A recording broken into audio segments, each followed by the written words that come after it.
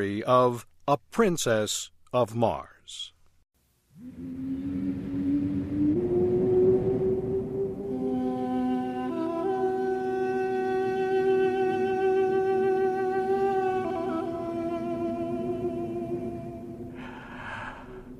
I am a very old man.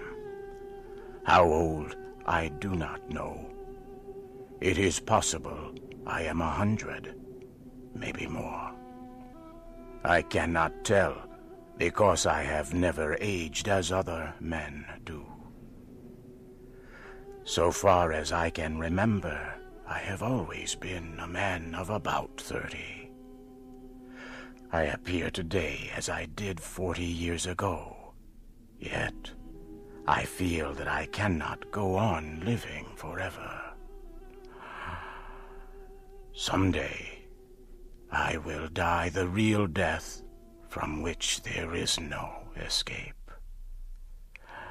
I do not know why I should fear death, I who have died 2 times, and am still alive. I have never told this story. I know the human mind will not believe what it cannot understand. I cannot explain what happened to me.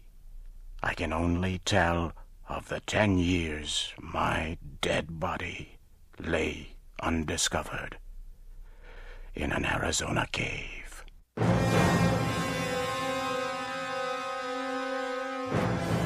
My name is John Carter. I am from the state of Virginia.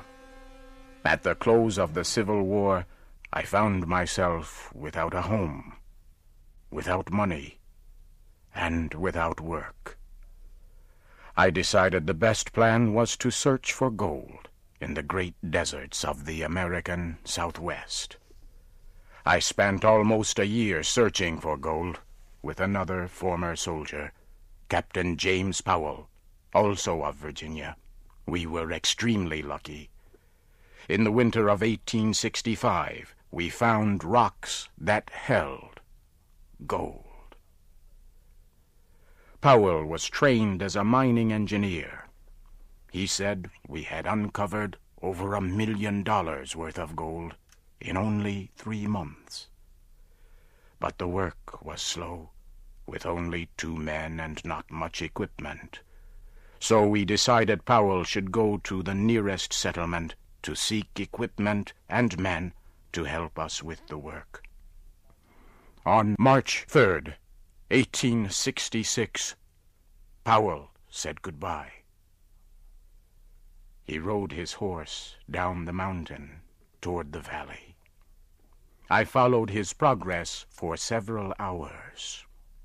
The morning Powell left was like all mornings in the deserts of the great Southwest, clear and beautiful. Not much later, I looked across the valley.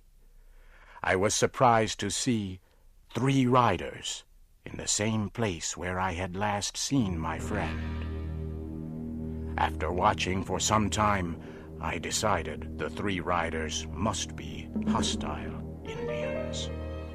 Powell, I knew, was well armed and an experienced soldier, but I knew he would need my aid. I found my weapons, placed a saddle on my horse, and started as fast as possible down the trail taken by Powell. I followed as quickly as I could until dark. About 9 o'clock, the moon became very bright. I had no difficulty following Powell's trail. I soon found the trail left by the 3 riders following Powell. I knew they were Indians. I was sure they wanted to capture Powell. Suddenly I heard shots far ahead of me. I hurried ahead as fast as I could. Soon I came to a small camp. Several hundred Apache Indians were in the center of the camp. I could see Powell on the ground. I did not even think about what to do. I just acted. I pulled out my guns and began shooting. The Apaches were surprised and fled.